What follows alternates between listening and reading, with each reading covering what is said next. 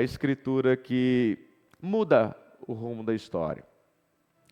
Uma escritura que é muito conhecida, mas talvez pouco meditada, para entendermos melhor a profundidade que isso foi, não só para o povo de Israel, mas para nós, os cristãos, e portanto nós que hoje entendemos que a Bíblia é a palavra de Deus e que, portanto, o nosso livro de conduta, o nosso livro que nos ensina a falar, nos ensina a nos calar, nos ensina a avançar ou retroagir, né? Nos ensina a ver o que é certo e errado. Então, é o nosso livro, é a nossa base de vida, e que nós possamos nesta manhã entender um pouquinho mais o que este capítulo, né, ou o que estes versos representam para nós. Então, eu estou aqui com 1 Samuel capítulo 3,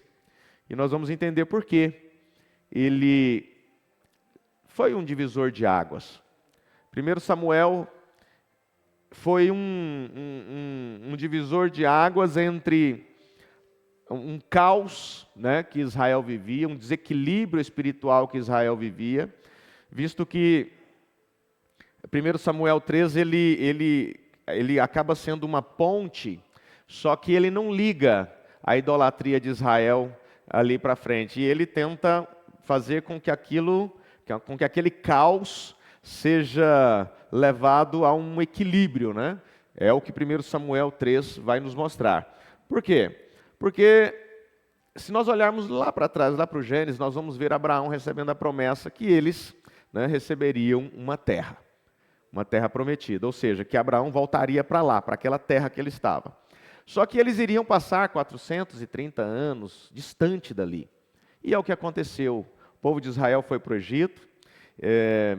Na verdade, o motivo deles irem ao Egito não foi para serem escravizados, né? O motivo deles irem ao Egito foi para não morrerem de fome, né? Afinal de contas, quando os irmãos de José, a Bíblia cita 72 almas, né? 72 pessoas, quando os irmãos de José precisaram de comida e foram ao Egito, José já era governador do Egito, ali já no final do livro de Gênesis. Então eles estavam atrás de comida, eles estavam atrás de alimento, a terra estava faminta.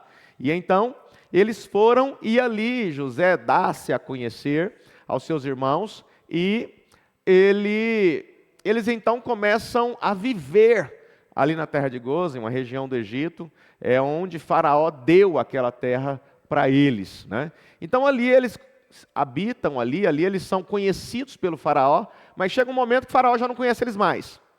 Chega um momento que nasce ali um Faraó que não conhecia a história de José, não conhecia a história de Jacó, não conhecia a história daquela família, né? Daquele povo hebreu. Então eles simplesmente começam a fazer daquele povo um povo escravo. E ali eles passam 430 anos trabalhando para a construção ali dos palácios, de tudo que eles construíram. Mas Deus um dia prepara Moisés para libertar aquele povo, então liberta, atravessam o mar, segue avante, passam 40 anos peregrinando no deserto, mas acabam entrando na terra prometida. Quando eles entram na terra prometida, Josué divide a terra, né? Josué divide a terra, e ali as tribos começam a possuir aquilo que é seu, começam a plantar, começam a cultivar a terra, começam a comer daquilo que é da terra, e passa o tempo, Josué também, né, tem que ir embora, né? Josué tem que partir. Mas aí depois de Josué partir, vem quem? Os juízes. Depois de Josué vem os juízes. Isso tudo na sequência, nós estamos falando de Gênesis, né? Gênesis, Êxodo, Levítico, Números, Deuteronômio, Josué, depois juízes. Depois vem o livro de Ruth ali inserido no meio, depois Samuel. E nós temos que entender que o tempo dos juízes perduraram aí por volta de 350 anos, onde os juízes adoravam a Deus de manhã, ou os juízes, o povo, né? O povo adorava a Deus de manhã e muitas vezes adorava aos demônios à noite. Nós temos que entender que a idolatria, e o Márcio disse isso lá em Bela Vista, eu me lembrei, porque ele falou que quanta desobediência tem nesse Antigo Testamento, né? Parece que o Novo não tem, mas está cheio também, né? Parece que o Novo Testamento está tudo certinho, né? Pedro era perfeito, gente? Não. Paulo era perfeito? Não. João era perfeito? Não. Nós temos que entender isso. Se João tivesse a oportunidade de vir aqui conversar conosco, eles falariam assim: eu não sei se eu aguentaria o que vocês aguentam, nesse mundo caótico, cheio de tecnologia, gente correndo para lá, eu não aguentaria servir a Deus como vocês servem. Talvez ele falaria assim: ó, parabéns, estou admirado de vocês. Na minha época não tinha isso que vocês têm aí, que tira tanto a atenção de vocês, que distrai tanto vocês. E às vezes nós estamos admirando João, e se João estivesse aqui hoje, eu admiraria vocês. Às vezes a gente admira Paulo, se Paulo estivesse aqui hoje, falaria assim: eu não sei como eu reagiria. Há tanta distração, há tanta coisa acontecendo ao mesmo tempo, e vocês ainda têm condição de sair de casa e vir parar numa casa de oração para ouvir a palavra de Deus, adorar a Ele. Parabéns! Por que eles falariam isso? Porque a Bíblia fala que Elias, né, até aquele homem que, não sei porquê, mas a Bíblia simplesmente não fala de onde veio, quem são seus pais, quem são seus familiares. Elias simplesmente aparece e desaparece. Mas aí Tiago vem e fala assim: sabe o Elias, que foi trasladado, que foi levado através de carruagens, e se despediu ali, e deixou porção dobrada para Eliseu? Sabe o Elias? Ele era homem como você. E no entanto ele falou assim: ó, para de chover, parou por 3 anos e meio. E quando ele falou assim: ó, pode voltar a chover, a chuva caiu. Aí Tiago vem e fala: mas ele era homem como você, homem no sentido geral. Como você, mulher, como você, homem. O que ele está querendo dizer? Que ele também tinha suas fraquezas. O problema é que você se conhece tanto, que você nem confia mais nas suas orações. Você se conhece tanto, você sabe tanto, que a sua vida às vezes não é como você gostaria que fosse, que você às vezes deixa até de crer nas suas orações. Mas eu tenho que te dizer isso hoje. Se Elias estivesse aqui hoje, ele diria: parabéns, vocês têm consertado o altar. E o que nós vamos falar hoje desse texto é exatamente isso. Tudo que você coloca no altar potencializa. O que isso significa? Que tudo que você entrega com sinceridade, com verdade, no altar, Deus devolve para você super, hiper valorizado. Não há prejuízo quando se fala de altar. E o que é altar? O que é altar, pastor? Só existe altar quando estou na igreja? Altar é o ponto de contato entre a terra e os céus. Isso pode ser visível ou invisível. O que era o altar na antiga aliança? Era simplesmente aquele ponto de encontro visível entre a terra e os céus. Era o ponto de encontro entre o adorador e Deus. Era o ponto de encontro onde Deus respondia ou não. Era o ponto de encontro onde, por que ou não? Porque aquela oferta poderia ser sem a sinceridade devida e sem a liturgia necessária, da maneira como ele pedia, os animais, né, para serem oferecidos ali no altar. Então, se não fosse da maneira como, muito provavelmente o fogo não desceria ali sobre o altar, que era a confirmação de Deus que aquela oferta estava sendo atendida. Então, o altar é o ponto de encontro entre a terra e os céus. Hoje nós fazemos deste lugar um altar. Sabe o que significa? Tudo que você depositar nesse altar aqui hoje. E às vezes quando eu falo depósito, você deposita lágrimas. Às vezes quando eu falo de depósito, você deposita angústia. Às vezes você lança a sua ansiedade, como Pedro diz ali na sua primeira carta, capítulo 5. Às vezes você lança a sua ansiedade aos pés de Cristo, neste altar. Às vezes você entrega para Ele um pedido que muito provavelmente até lá no fundo do seu coração você não creia tanto que aquilo seja possível ou venha acontecer, mas que você acredita que Ele é capaz de solucionar esse problema que você tem para resolver. E nesta manhã existe um altar visível aqui. Mas tem gente que está à distância, fala, aqui na minha casa não tem um altar, mas aí você está criando um altar invisível, fazendo com que este altar seja o ponto de encontro entre você, o adorador, e Deus. Entre você e o nosso sumo sacerdote, o Senhor Jesus Cristo, conforme o autor da carta aos Hebreus narra de forma tão clara, que não parte de um sacerdócio arânico, não parte de um sacerdócio da antiga aliança, mas de um sacerdócio segundo Melquisedeque, aquele que não tinha início e não tinha fim, e que, portanto, o nosso sumo sacerdote atende no altar, esse ponto de encontro entre os céus e a terra, ele atende, te ouve e ele intercede por você, porque Paulo diz que o Espírito de Deus, ou o Espírito Santo, o Espírito de Cristo intercede por você com gemidos inexprimíveis, visto que nós nem sabemos direito como orar ou o que pedir. Aqui há um altar hoje. Aí, através da internet, há um altar. E tudo que você coloca no altar, você não fica no prejuízo. Deus potencializa, Deus valoriza. Visto que a análise de chegar até 1 Samuel capítulo 3 já foi feita, e que entendemos que nós estamos diante de um caos de idolatria, de desvio de conduta ético, religioso, moral, e Israel estava simplesmente se perdendo aos passos largos. Israel estava simplesmente se afastando de Deus, virando as costas, deixando Deus falando sozinho. Só que Deus fala sozinho só até um certo tempo. E no primeiro verso, eu gostaria que colocasse na tela para a gente ler junto, se for possível. Primeiro verso de Samuel, capítulo 3, é o primeiro livro, é a ponte, é a ligação, é o joelho, né?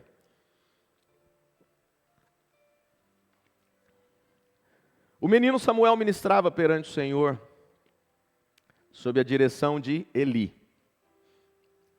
Naqueles dias, raramente o Senhor falava. Chega um momento que ele não fala mais. E as visões não eram frequentes.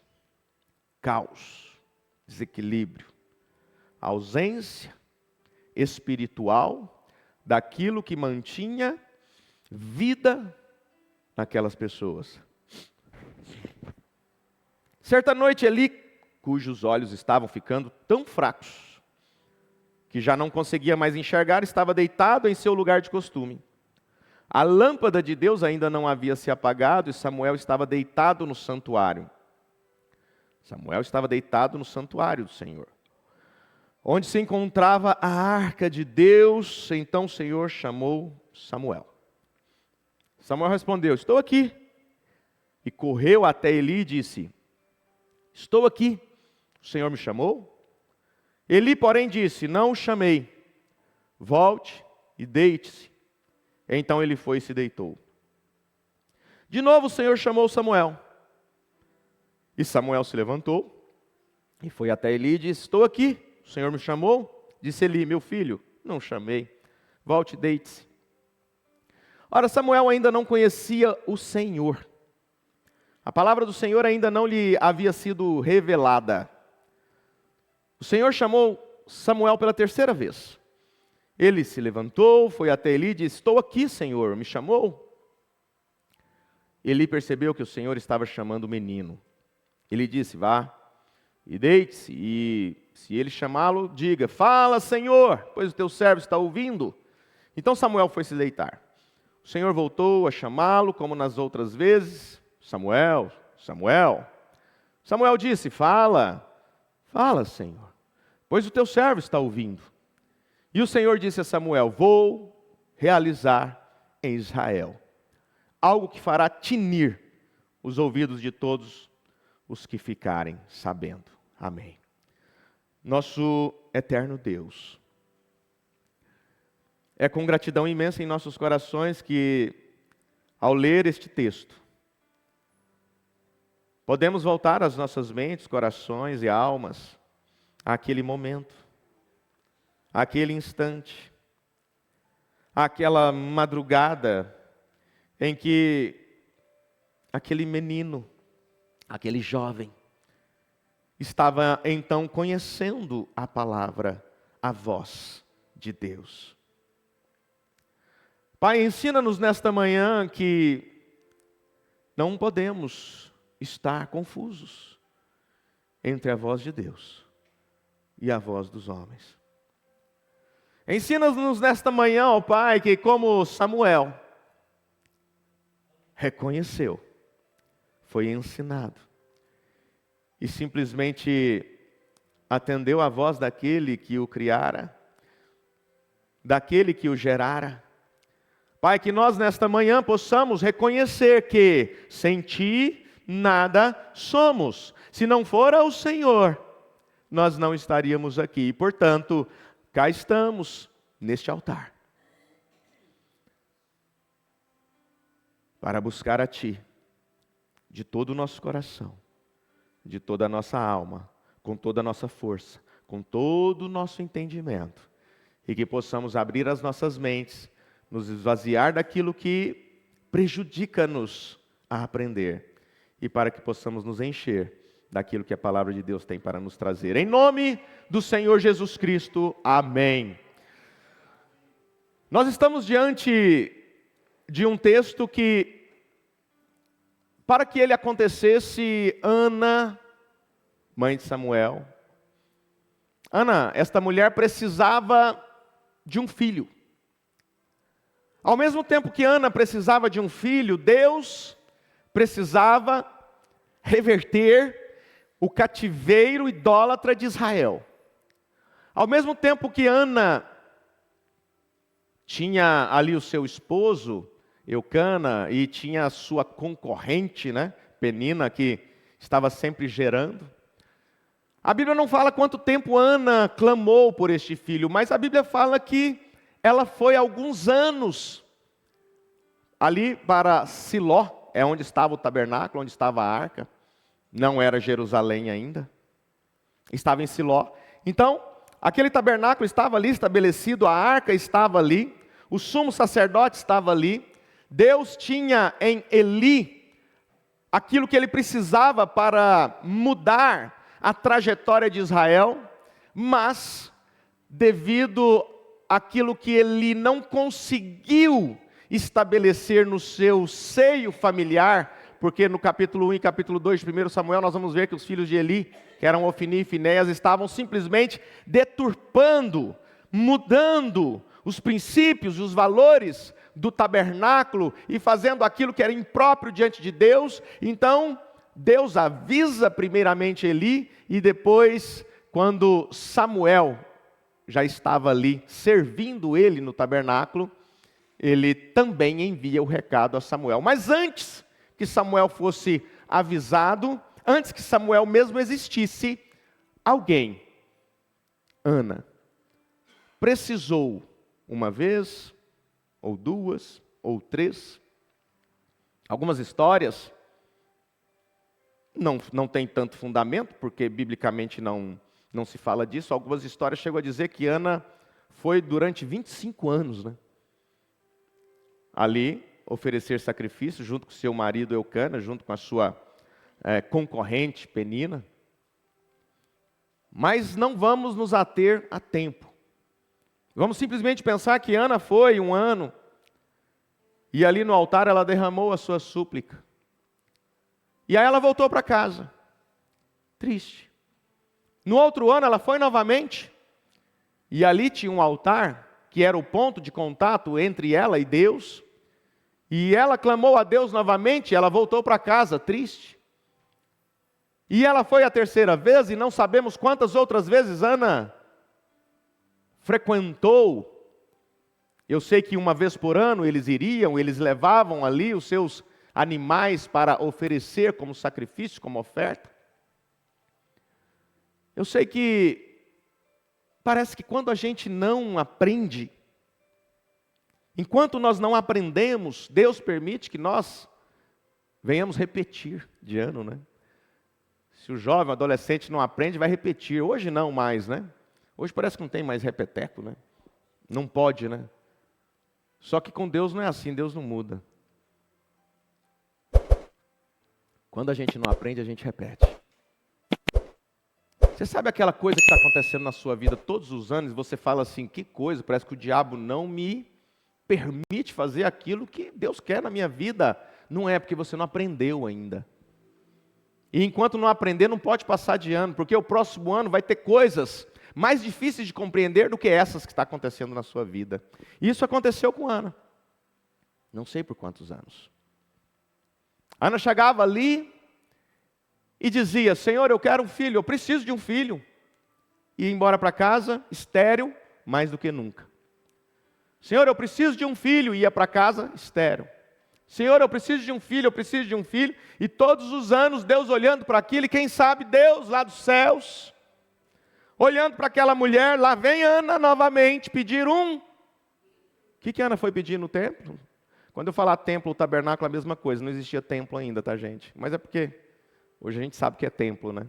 Mas era o tabernáculo, não era o templo de Salomão que não havia sido construído. Mas quando eu falar templo é a mesma coisa. Ana foi ao templo pedir um. Vamos ver se todo mundo está sabendo o que eu estou falando. Ana foi ao templo pedir um filho. Todos os anos ela pedia um filho. E eu disse que o altar é o ponto de encontro entre o adorador e Deus. E que todas as vezes que você entrega algo no altar com sinceridade, com verdade no coração, Deus não te deixa no prejuízo, Ele te devolve muito valorizado, hipervalorizado, com muito mais valor. Mas Ana não. Ana ia lá e pedia um filho. Ana ia e pedia um filho, até que me parece que Ana falou, o ciclo da minha vida tem sido o mesmo todos os anos. Eu parto daqui com penina carregada de menino, e eu vou simplesmente carregando minha dor até Siló, para oferecer aquilo que eu tenho, e clamar ao Senhor. Mas, quer saber de uma coisa? Eu entendi. E ela chegou naquele ano diferente. Ela entrou ali no santuário diferente. Ela se colocou diante de Deus diferente. Ana não era a mesma mulher do ano passado. Ana tinha passado de fase. Ela chegou ali e pediu o quê? Um filho. Só que ela colocou assim uma vírgula. Senhor, eu preciso de um filho. Contudo, se o Senhor me atender, se o Senhor ouvir a minha voz, se o Senhor atender a dor e a minha angústia, eu trarei este filho de volta para servir neste santuário, quando este menino desmamar. Quando Deus ouve aquilo daquela mulher, Ele olha dos céus para a terra e diz, esta mulher agora alcançou o favor do que ela precisava. Por quê? Porque ela não quer algo só para ela. Quantas vezes você vai no culto, Senhor, me dá, Senhor, me dá, Senhor, me dá, Senhor. O que você derramou no altar, o que você colocou no altar, o que você teve a capacidade de entregar no altar, além das lágrimas, da angústia, da dor, do sofrimento. E quando ela diz, Senhor, eu preciso de um filho, mas se o Senhor ouvir o meu clamor, eu trarei de volta. Ana teve fé para receber aquele filho? Sim. Afinal de contas, nós estamos lendo Samuel. Samuel, que significa chamar, hebraico. Chamar, ouvir, ouça. Ela, todo mundo sabe, né? O que significa ela? Deus. Chama ela. Por que Ana colocou o nome desse menino? Chama ela. Deus me ouviu. Deus me ouviu. E sabe o que é interessante? Esse nome é tão interessante, porque depois Samuel iria ouvir a Deus. Às vezes Deus ouve você. Ana teve fé. Ana teve fé para simplesmente receber de Deus aquilo que ela creu. Mas quando Ana saiu dali, recebendo aquela bênção, recebendo aquele milagre, até porque passou alguns dias, a barriga de Ana começou a crescer. E você sabe que quando você recebe uma bênção, muito provavelmente as pessoas vão ficar inquietas. As pessoas vão começar a ficar inquietas, porque vai chegar em Ana e vai falar assim: Ana, que coisa, né, Ana? Você disse que era estéril. O que está acontecendo, Ana? Ana, por que você agora parece que está gestante? O que foi que aconteceu? Qual foi o propósito? Como você conseguiu? Qual foi o meio? Qual foi o médico? Qual foi o tratamento? O que foi que você fez, Ana? Porque ela recebeu uma bênção. Bênção, todas as vezes que você recebe, deixa que as pessoas fiquem inquietas. Sabe por quê? Porque nem todos recebem bênçãos. E quando aquele que nunca foi abençoado por Deus vê alguém sendo abençoado, muito provavelmente ele não quer. E aí eu faço menção a Caim e Abel. Quando Abel foi abençoado pelo sacrifício que ele ofereceu, pela oferta que ele deu a Deus, Caim não simplesmente ficou preocupado em Deus não atender ali a sua oferta, mas Caim olhou para Abel e pensou assim: eu não tenho, você também não. Ele não procurou em Abel e falou: Abel, vem cá, o que você fez?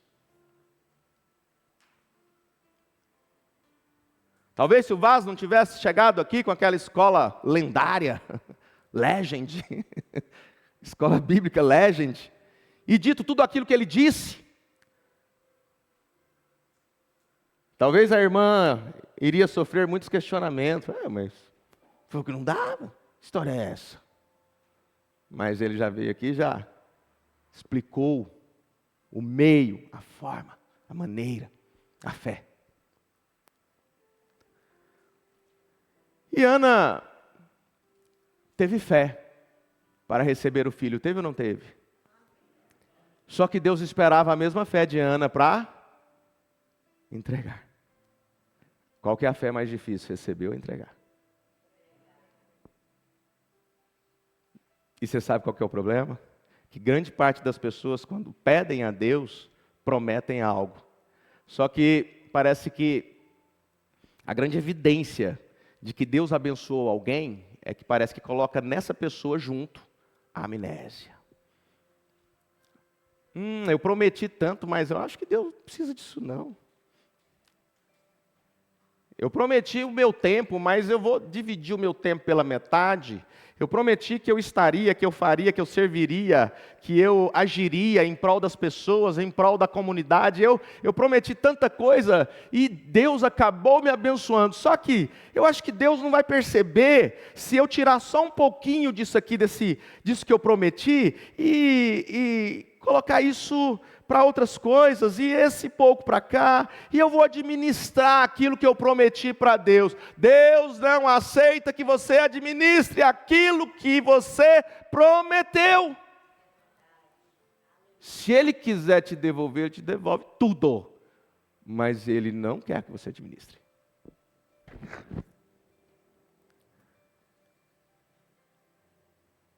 Aqui não tem criança, né? Mas o menino Samuel ministrava perante o Senhor, sob a direção de Eli. Ana conversou com Eucana e falou: Eucana, é o seguinte, eu tenho esse filho aqui, né?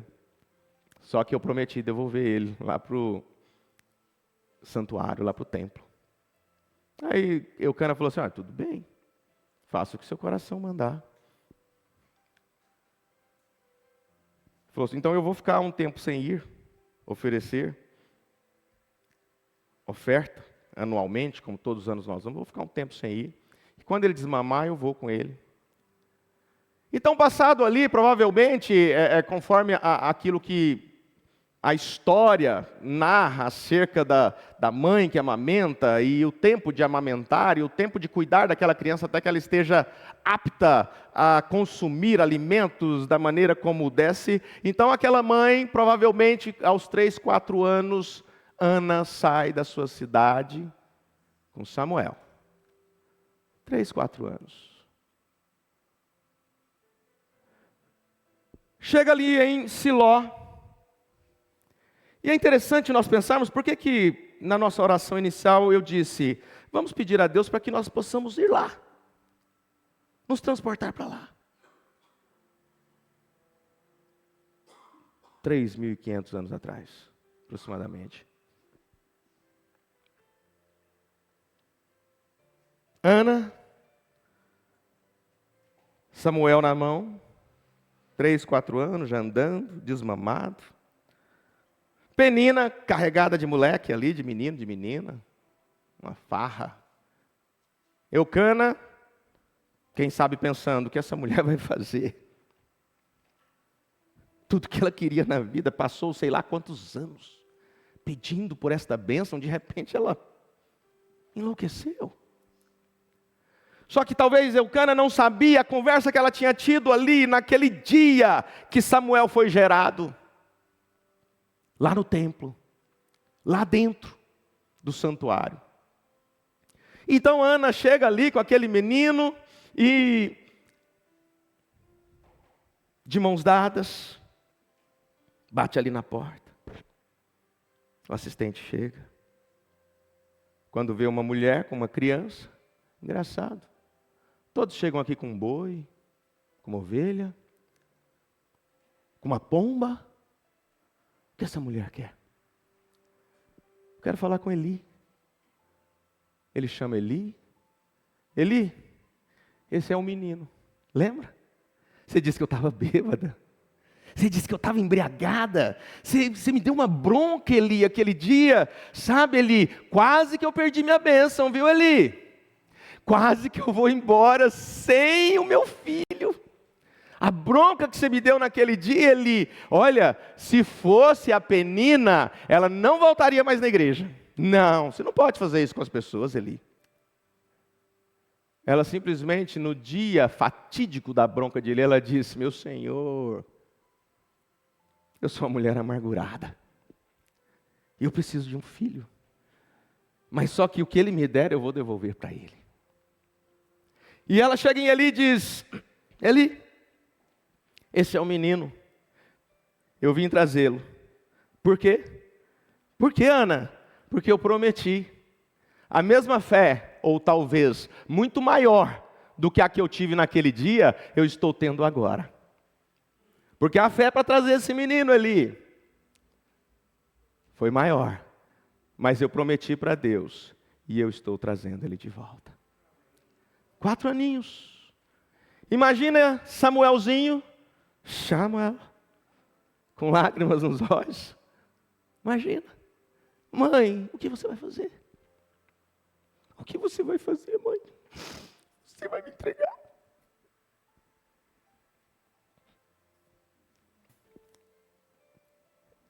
Entrega nas mãos de Eli. Vira as costas. Chorando. Talvez assim, meu Deus, será que é isso que eu deveria fazer? Meu único filho. Será que é isso mesmo? Será que o Senhor é tão mau assim? O Senhor me deu, e agora o Senhor vai tomar? Ela virou. Eli ficou olhando para aquele menino e pensando. Flávio Joséfo trata um pouco dessa história, que é o historiador que escreveu praticamente a Bíblia, paralelamente, né, a história bíblica. Ele chega a dizer, em outras palavras, assim, parece que Eli ficou ali, o que nós vamos fazer com isso? O que eu vou fazer com um menino de 4 anos aqui no santuário? Problemas eu já tenho demais com os meus filhos. E então, essa história paralela ela acaba trazendo um relato de que Samuel, aos 4 anos, foi ali deixado e ele começou a servir Eli como um mordomo, um pequeno mordomozinho, né? um servente, um garçonzinho, né? Samuel, pega isso, pega o pão, pega a água, traz aqui. E Samuel corria para lá e para cá, ali no santuário, vendo aquilo, vendo aquelas coisas acontecendo.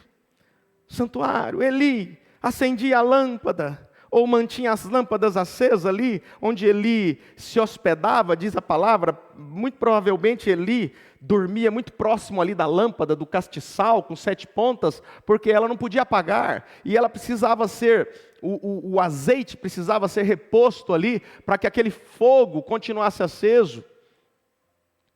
Aquele fogo que não era um fogo de isqueiro, não era um fogo de fósforo, não era um fogo de pedras batendo, mas era um fogo santo de Deus, que descia dos céus, quando no altar um adorador oferecia um sacrifício e Deus aceitava, e o fogo descia, e dali o sacerdote pegava aquele fogo, acendia a menorá, e então a menorá permanecia acendida, e, por isso a palavra de Deus diz, a lâmpada de Deus ainda não havia se apagado. A menorá estava ali por volta entre meia-noite e 2 horas da manhã. Ela já estava quase fumegando quando aquele fato aconteceu. A menorá estava quase se apagando. O sumo sacerdote precisava repor o azeite para manter ela acesa.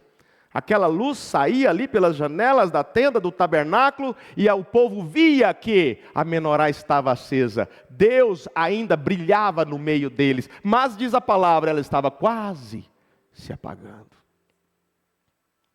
A luz do candelabro, do fogo santo do altar, estava quase se apagando. A palavra de Deus diz no início que o jovem Samuel ministrava. Então a gente entende que ele já não era mais uma criança. Ele já era um menino de 12 a 14 anos. Ele foi deixado lá com aproximadamente 4 anos. Hoje ele tinha de 12 a 14 anos. Quantos anos passaram? 8 a 10 anos.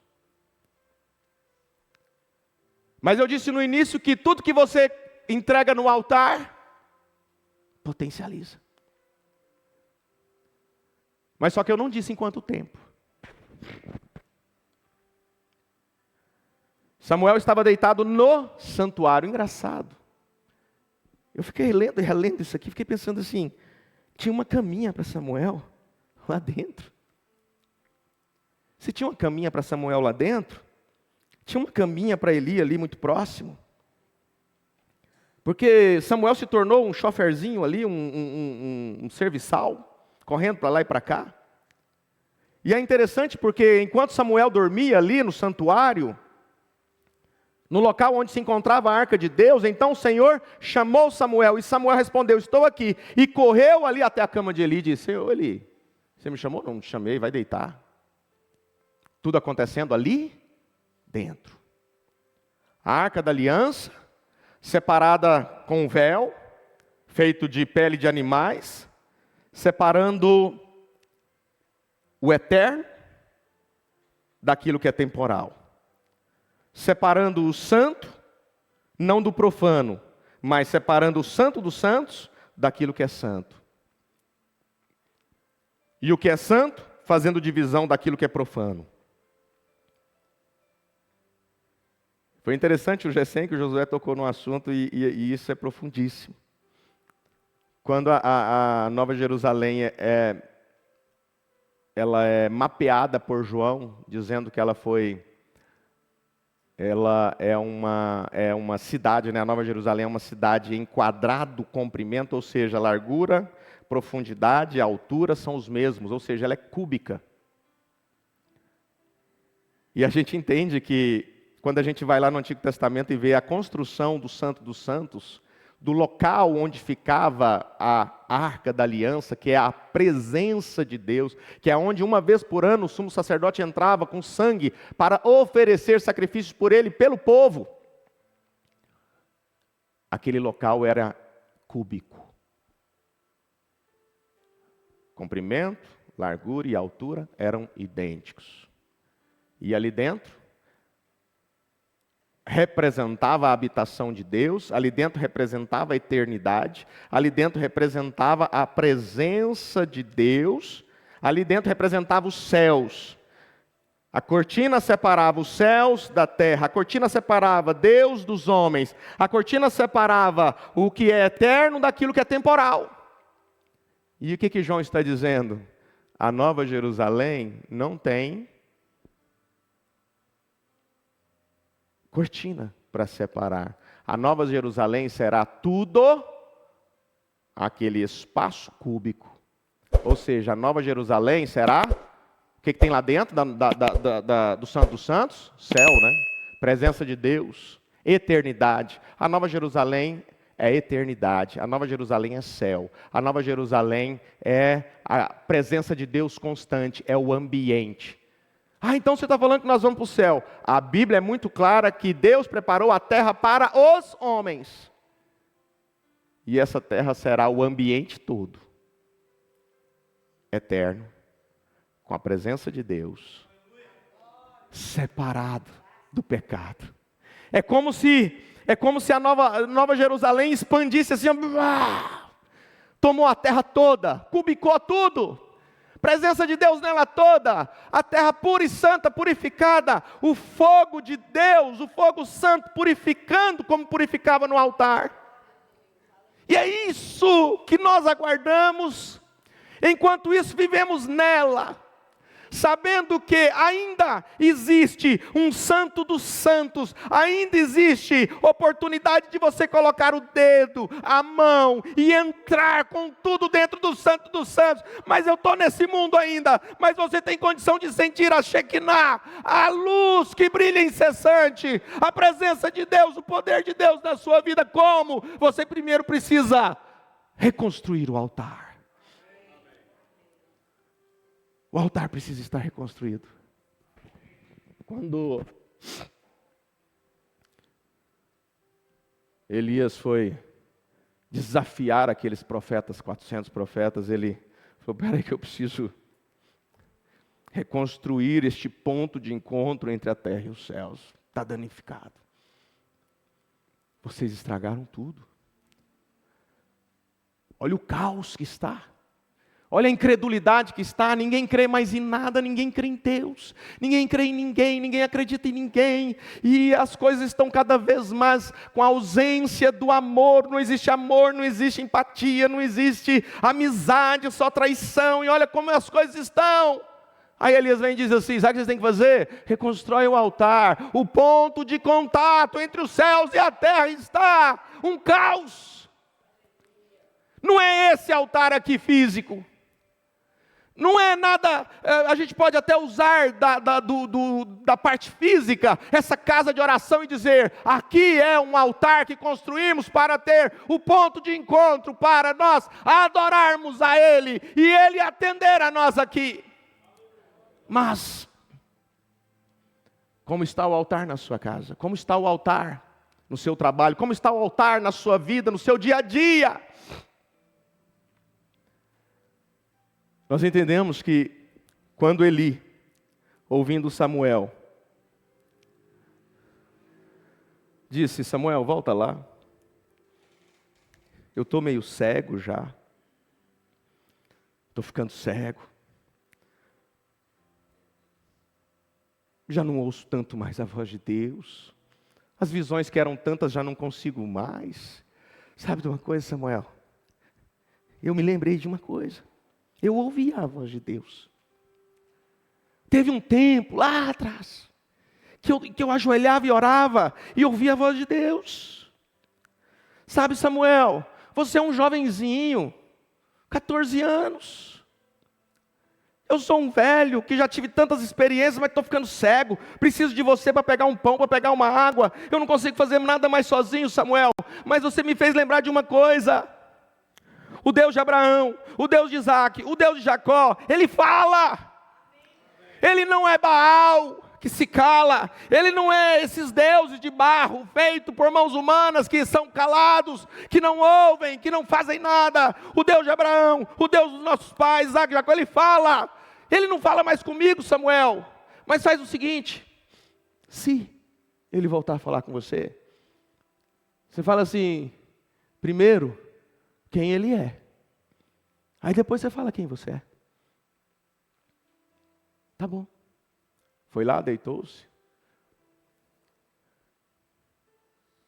Samuel, ô Samuel. Aí ele falou para mim falar quem Ele é. Fala, Adonai. Fala, Eloí. Fala, El Shaddai. Fala, Senhor. Fala. Tem uma oração de Israel, dos judeus, está em Deuteronômio 6, 4. Essa oração eles carregam, eles transmitem de pai para filho. Chamar Israel. Né? A chamar Israel. É a oração que diz que eles precisam ouvir a Deus. Né? Chamar Israel. Ouve, ó Israel. Adonai. Eloheinu. O Senhor é Deus. Adonai é Kadá. O Senhor é único. Chamai Israel. Ouve, ó Israel. O Senhor nosso Deus, o Eterno é único. Então Samuel estava ali naquele altar. A arca da aliança ali guardadinha, a menorá fumegando, os objetos ali no santuário. E Samuel fala, Adonai, é o Senhor.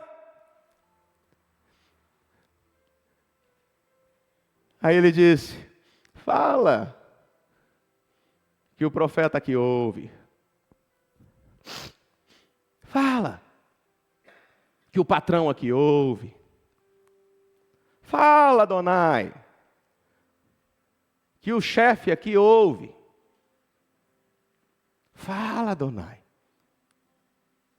que o empresário aqui ouve. Sabe de uma coisa? Tem certas coisas que somos e fazemos que Deus não está nem um pouquinho interessado. Deus não está interessado naquilo que você diz ter conquistado, naquilo que você diz ser, naquilo que você diz fazer, naquilo que você diz para Deus que você é, e Deus não está interessado. Sabe o que Deus está interessado? Você nasceu para servir ou para ser servido? Só isso. Samuel disse, fala, Senhor. Por quê? O teu servo. Eu te ouço porque sou teu servo. Eu te ouço porque eu sirvo. Eu te ouço porque eu corro para lá e para cá. E as pessoas que viam em Samuel um mordomozinho, um garçomzinho, um menininho, 10 anos. E quem sabe Ana? Vem cá, Ana. Você viu o que eles estão fazendo com Samuel lá? Para você entregar para ele virar escravo, você podia ter mantido ele em casa. Ele fazia as coisas para você. Sabe de uma coisa? Às vezes as pessoas vão confundir certas fases da sua vida. Porque vai ver em você um escravozinho, um choferzinho, um servozinho, alguém insignificante, ínfimo. Quem é? Não sei nem o nome. Quem é ele? Quem é ela? Não sei, não conheço, não sei nem o nome. Tadinho, um desamparado por Deus, coitado, olha lá como ele está dentro da casa de Eli, lá correndo para lá e para cá, servindo, e Samuel fazendo aquilo de forma tão, sendo um servo verdadeiro. Ana, eu acho que você se enganou, tem 10 anos, você botou esse menino lá, para quê? Mas naquele dia, quando esse menino tinha 14 anos, ele olhou para Deus e disse, fala que o teu servo ouve. Talvez você tenha uma prova que dura 1, 2, 3, 4, 5, 6, 7, 8, 9, 10, 11, 12, seja lá quantos anos forem. Mas uma coisa eu tenho certeza, pela palavra de Deus e por aquilo que Deus é por nós, que isso que você entregou no altar, um dia ou outro, a voz de Deus vai soar nos seus ouvidos. E dizer, lembra do que você me pediu naquele dia, lembra do que você pediu 10 anos atrás, 14 anos. Aquela mulher deve ter entrado num colapso. O que eu fiz com meu primogênito, que tem 14 anos e nada. Mas Deus vem e fala com Samuel: Samuel, deixa eu te falar uma coisa. Deus procurando uma criança, Deus usando um menino, Deus usando um adolescente, para quê? Para compartilhar com ele as coisas mais importantes da Bíblia. Por isso que Paulo fala para Timóteo, Timóteo, ninguém desconsidere a sua mocidade. Ninguém desconsidere a sua meninice, a sua pouca idade. Porque naquela hora Deus estava fechando a cortina para Eli, Deus estava deixando tudo aquilo de lado, Deus estava deixando todos aqueles 300 anos de idolatria, de falsidade, de crueldade do povo de Israel, e Ele trazia do útero de uma mulher angustiada aqui no altar, ao mesmo tempo que recebia, gerava, entregava para Deus, daquele mesmo útero, Deus estava preparando o presidente de Israel. Um pequeno servo, um pequeno serviçal, um pequeno chofer. Os anos foram se passando, Samuel começou a entender o que era a voz de Deus. A voz de Deus já não era mais tão escassa, Samuel já ouvia mais a voz de Deus, Samuel já tinha mais visões, e as coisas foram passando, os anos foram passando, e um dia, aproximadamente 30 anos depois que Ana tinha entregado a sua súplica, o seu clamor ali naquele santuário, um dia, aproximadamente 30 anos depois de haver guerras, depois de Deus cumprir a profecia com os filhos de Eli, eles morrem na batalha, Eli morre também, e então o povo de Israel precisava de um presidente, precisava de um juiz. Aí Deus, em outras palavras, disse para Israel: eu não vou dar a vocês só um juiz, eu não vou dar a vocês apenas mais um juiz para que vocês continuem nas mesmas prevaricações que vocês vêm há 350 anos. O que eu tenho para vocês é uma oferta de uma mãe angustiada há 30 anos atrás, que entendeu que tudo que se coloca no altar, Deus potencializa. Não importa o tempo, não importa quando vai ser, não importa a maneira como vai ser. Ana entendeu que o altar potencializa tudo que se entrega nele. Ana teve mais 5 lindos filhos. Deus abençoou aquele ventre estéril, mas ela estava assim ainda. O que vai acontecer com Samuel? Vai ser apenas um servo, vai apenas correr para lá e para cá. Então, depois de quase 30 anos, Deus pega Samuel e projeta ele para Israel e diz: olha, o que eu entrego nas mãos de vocês não é um menino, não é uma criança, não é apenas um juiz, mas o que eu entrego para vocês é um juiz, um profeta e um sacerdote. Ouça-o! Porque o que me entrega no altar eu não deixo por baixo, não deixo pequeno, eu valorizo, eu coloco muito maior. Aí de repente Samuel, o choferzinho, Samuel, o filho da estéril, Samuel, o criticado, Samuel, aquele que foi zombado, Samuel, aquele que ficou correndo para lá e para cá, tentando entender o que ele estava fazendo naquele santuário. De repente está lá Samuel, presidente da República de Israel. Mas não só presidente, mas possuindo em si o potencial para trazer para a visão de hoje os 3 poderes, executivo, legislativo e judiciário, só que não corrompido.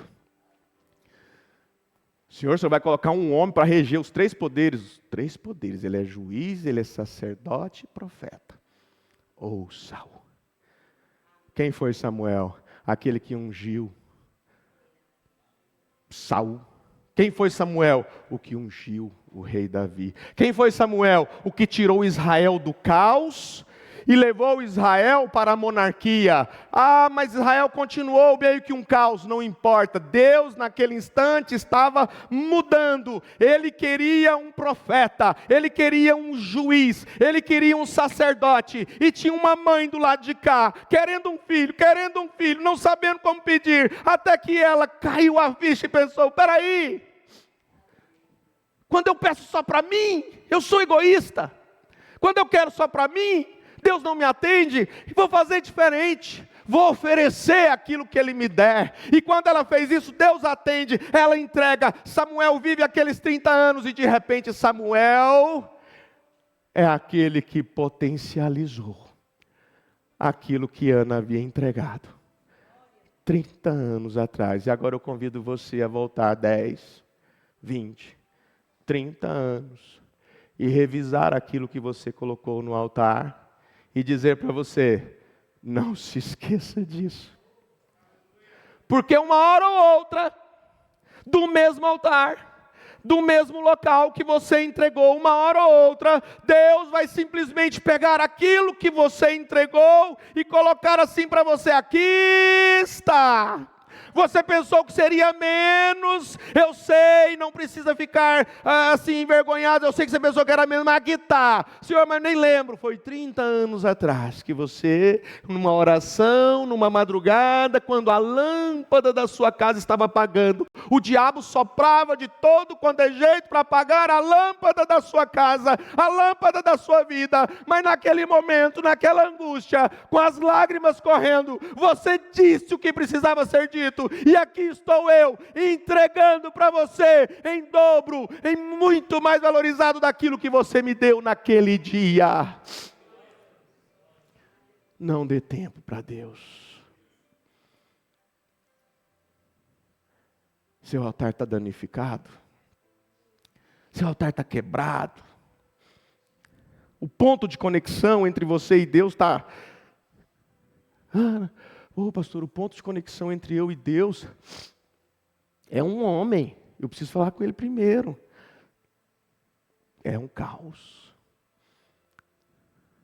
O ponto de conexão entre você e Deus não é simplesmente um homem, é o altar. E saiba de uma coisa, quando a gente fala que Ana foi ouvida por Deus e portanto colocou o nome de Samuel.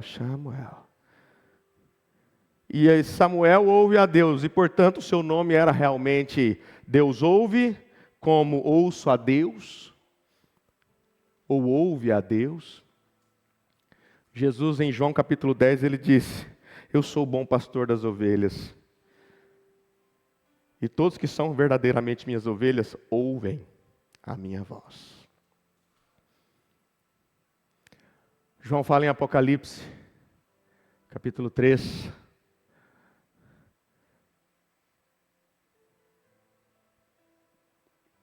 que nós precisamos dar ouvido. Ele fala para as igrejas. Aquele que dá ouvidos à voz de Deus. Bem-aventurado. Paulo vem e fala aos romanos que a fé vem pelo ouvir, e ouvir a palavra de Deus. Bem-aventurado você que ouve a Deus. Saiba de uma coisa. Deus te ouve, Deus te atende, mas quando você for atendido, que a mesma fé que você teve para ser atendido, você tenha para retribuir a Deus. E eu peço para que você coloque-se de pé, e nesta hora nós vamos restaurar o altar, nós vamos limpar o altar, nós vamos tirar toda a interferência do altar, nós vamos desfazer tudo aquilo que está prejudicando o nosso contato direto com Deus, tudo aquilo que faz com que você não creia mais nas suas orações. Ora, como assim? Sempre que se fala de altar, você tem que pensar, toda vez, altar, você pensa, altar fala de sacerdote, aquele que recebe a oferta. Altar fala de adorador, aquele que leva a oferta. E altar fala de sacrifício, aquele que é oferecido. Aí quando você pensa assim, você fala, como é que está meu altar? Será que eu realmente Estou oferecendo no meu altar um sacrifício perfeito, ao ponto de o fogo santo dos céus descer através do sumo sacerdote, afirmando, aprovando aquilo que eu ofereço? Não está. Portanto, nesta hora, vamos reformar o altar, vamos colocar o altar pronto para ser esse ponto de contato, este ponto de encontro, este ponto de diálogo entre você e Deus. Você tem como conversar com Deus, você tem como falar com Deus, você tem como dirigir as suas palavras, o seu clamor, as suas súplicas, porque Deus te ouve. Deus de Abraão, de Isaac e de Jacó, Ele ouve. Deus de Abraão, de Isaac e de Jacó, Ele age, Ele está vivo, assim como Deus de Abraão, de Isaac e de Jacó, Ele fala. Ele fala, mas a voz de Deus está tão escassa, as visões já estão assim, a luz já está se apagando. O que está acontecendo com a igreja? A luz está se apagando. Um dia Deus disse para Samuel: Samuel, eu vou fazer uma coisa muito grande em você, mas depois eu vou fazer uma coisa muito grande através de você. E Deus às vezes fala para você: eu vou fazer uma coisa grande com você. E Deus começa a trabalhar de dentro para fora em você. Deus começa a tirar de dentro de você tudo aquilo que é desnecessário. Deus começa a tirar de dentro de você todas as crenças limitantes. Deus começa a tirar de você todo o conhecimento errado. Deus começa a tirar de você tudo aquilo que atrapalha o seu contato direto no altar com Deus. E quando você está verdadeiramente pronto, as bênçãos que Deus tem para te dar, não é Ele que define o tempo, é você que às vezes atrasa. Sou eu, somos nós que atrasamos as bênçãos. Elas já estão prontas nas mãos de Deus para nos ser dadas, mas nós atrasamos por um motivo ou outro, nós atrapalhamos o que Deus tem para nos dar. Por quê? Porque Ele quer transformar você por dentro, e quando você estiver transformado por dentro, Ele quer fazer de você uma pessoa para transformar pessoas por fora. Não pense em mudar por fora, para depois ser alguém bom por dentro, vai dar errado. Deixa Deus mudar você por dentro. Deixa Deus tirar esses pensamentos horríveis da sua mente. Deixa Deus tirar de você esse ódio, essa mágoa, esse rancor que você tem, esse ressentimento. Todo mundo que se aproxima de você, você odeia. Você se ressente, você não quer, tudo que fala você rejeita, você bate, entra no ouvido, sai no outro. Deus está falando: ouça Israel. Um dia Ele vai parar de falar para aqueles que estão virando as costas para Ele por muito tempo. Um dia Ele para de falar, um dia Ele deixa. Um dia Ele diz assim: eu te entrego aos seus próprios sentimentos e desejos e crenças que você pensa que estão corretas. Mas não deixe acontecer isso não. Mesmo que a luz esteja apagando, o diabo está soprando para que ela apague. Vai, encha de azeite, busque a unção, busque o Espírito Santo, enche essa menorá de azeite, para que ela possa cada dia mais dar a luz para o santuário, a luz para as pessoas que estão em volta, a luz para você e para o próximo. Oh Deus, que os nossos altares sejam reformados, que os nossos altares sejam colocados novamente para exercer a função que eles têm, de trazer o contato direto entre o adorador e o Deus dos exércitos, o Elohim, o Adonai, o El Shaddai, Yahvé, o Deus conosco.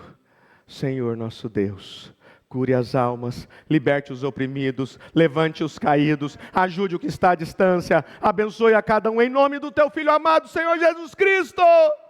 E nós rendemos nossas vidas nesta manhã e dizemos: obrigado, meu Pai, porque restauramos o nosso altar, restauramos nossas vidas e pedimos que a Tua bênção seja sobre nós todos os dias, em nome do Senhor e Salvador Jesus Cristo. Amém, Senhor. Amém. Que a graça do Pai seja com todos nós. Abrace um ao outro.